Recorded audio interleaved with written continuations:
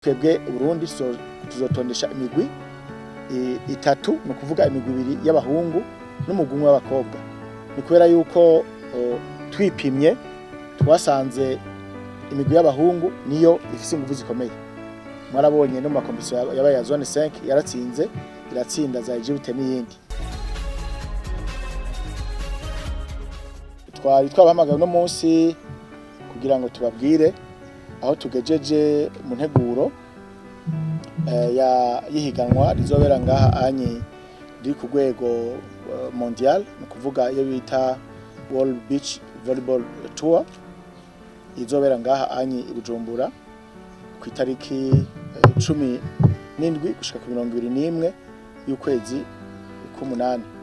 Rero muri Makenya tugeze kure cyane kuko twarahejeje gushiraho umugwi twahurije ko na Federation Internationale de Volleyball ugizwe n'abahinga b'abarundi.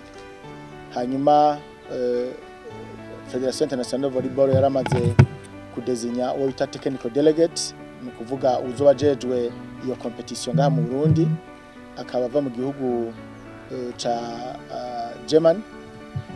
Hanyuma twarashoboye gushiraho umugwi mu gihugu nawo zijejwe gutegura ama competition hamwe n'abaserukira Ministère Jeunesse Sport. Ubushikiranganje nabo nyene bwarashizeho umugwi tuzokorana mu nteguro z'ibyo bikorwa. Ubu rero tugeze ku ntambwe y'ibikoresho, twavuga ko turi ku bice 50% kubera yuko turarindiye ko ama equipment ashika nk'ama net system azoshika ngaha, kuvuga amafire ari adapté ku ma competition internationale, donc azoba yashitse n'ibindi bikoresho byankenerwa. Navyo nyene ibitegerezwa gutangwa na Federation Internationale, no kuvuga nk'ivyo nk'ama net system bariko twarasinya ama contrat y'ukuntu bizodushikira, cyo kimwe n'imipira izokora.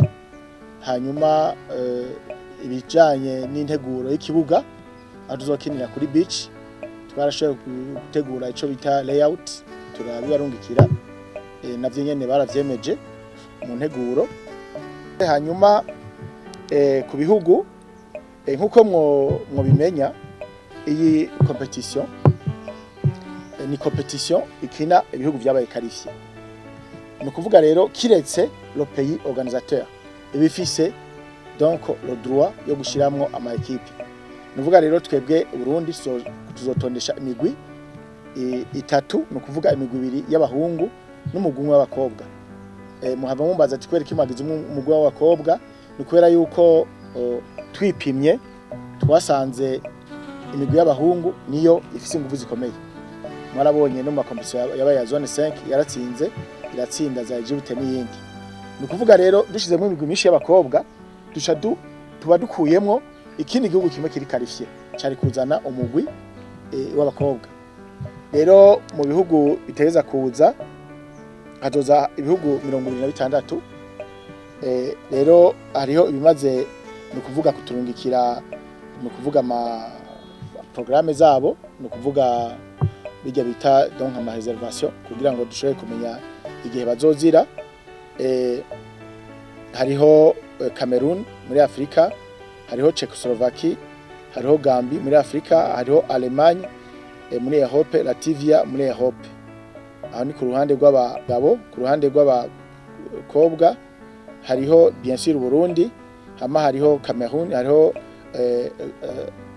Angleterre, hariho Allemagne, hariho na Kenya. Ni kuvuga ibintu byamaze kutumikira no ma plan de vol yabo na liste des joueurs. Abandi rero bariko baragira enregistrement kuko n'urukino abantu baguma bacungana ku jisho kubera yuko babazi yuko harimo akayabo k'amafaranga.